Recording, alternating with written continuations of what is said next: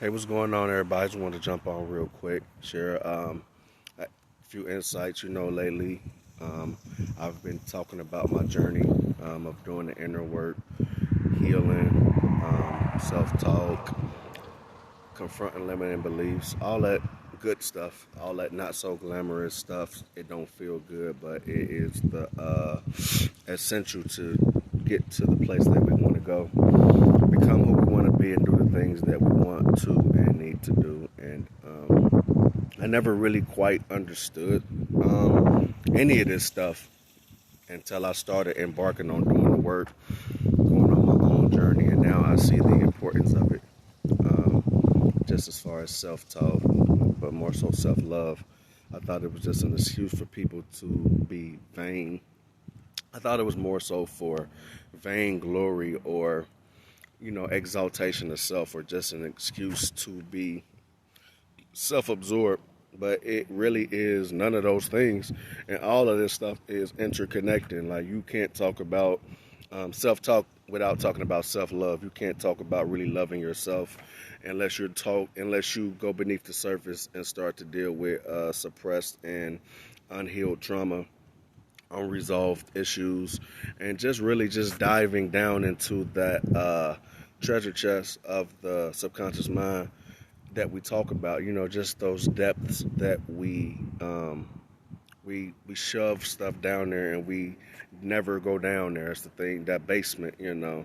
Um, and so even when I heard of people doing shadow work, like even shadow work, I'm like, what is that? It just sounds dark. It just sounds like it's some other stuff. But it's nothing but really confronting those things that we have suppressed for so long and not allowed to have a voice, or not fully processed. It's really just confronting everything that resists you, because we think that resistance comes from the outside of us, but everything is within. If the kingdom of God is within, if everything is within, then that means even the very opposition that we face is within. And that's just something that we got to deal with, and it's something that we have to face. And so, in doing the work, I see why the path is narrow and there are very few who do the work, because it's easier to know it. It's even easier to talk about it, and know what you're supposed to do, talk about it, teach it, and propagate it, but never really actually do the work. And so I understand, because it's uncomfortable. It don't feel good. It's indefinite. Like, you don't know how long. Sometimes it feels like it'll never end. But I mean, in the grand scheme of things, we don't know how long that we're going to be here. And so, do you really want to keep kicking the same tires, or going around the same mountain, or the same cycles and patterns? Or do you want to dig deep, go through what you need to go through, extract what you need to extract, confront what you need to confront, and just get it over with? And so, we need a whole lot less talking and a whole lot more doing. And then we need, for those who have done and are doing the doing, to come back and then deliver to us, so that it can help us along on our journey. We don't need any more parrots or any more echoes. We don't need any more talking heads. We don't need any more voices. And that's not to discourage anybody, because I'm a talking head. You're listening to me or watching me do the talk as I go through the process. But what I'm saying is that that's with anything in life. It's easier to talk about what needs to be done, and 99% of people know what needs to be done. It's just the doing aspect that we drop the ball in.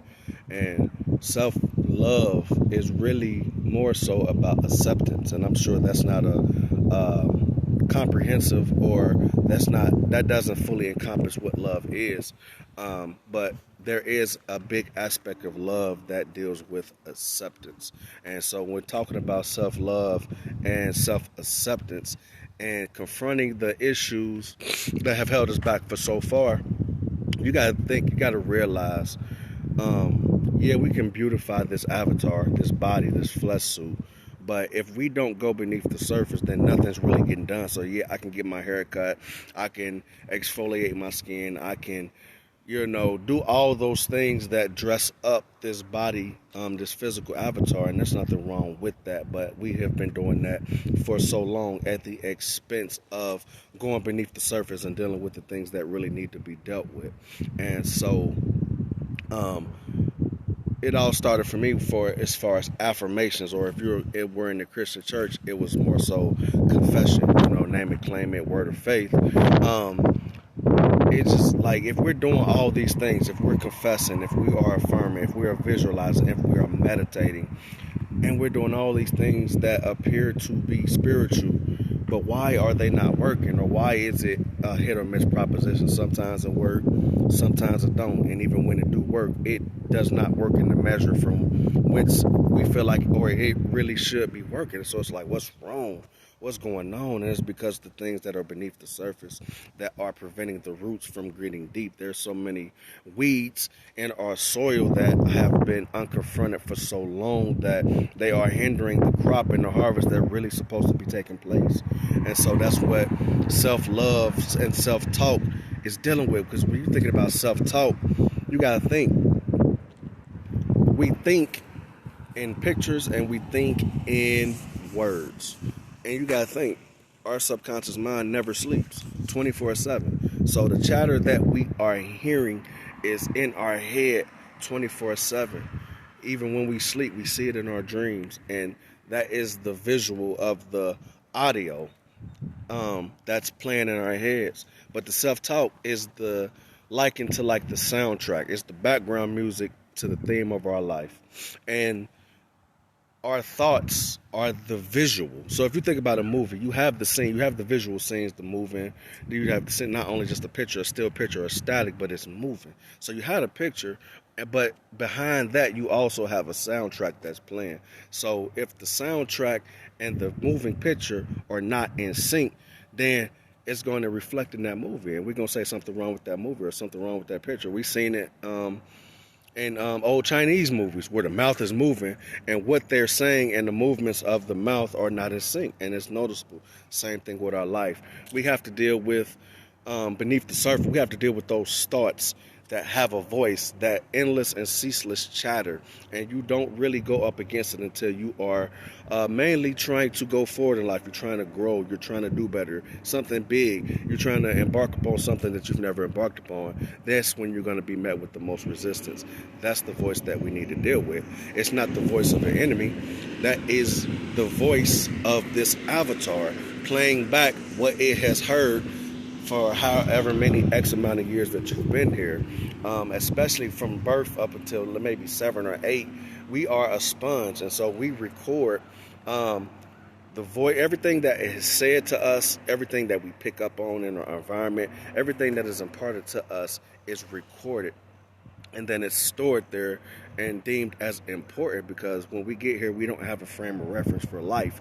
So we pick that up from our parents, our guardians, and those closest to us that are around us, our teachers, our peers. And so what they say, how they treat us, what we experience, that is the frame of reference.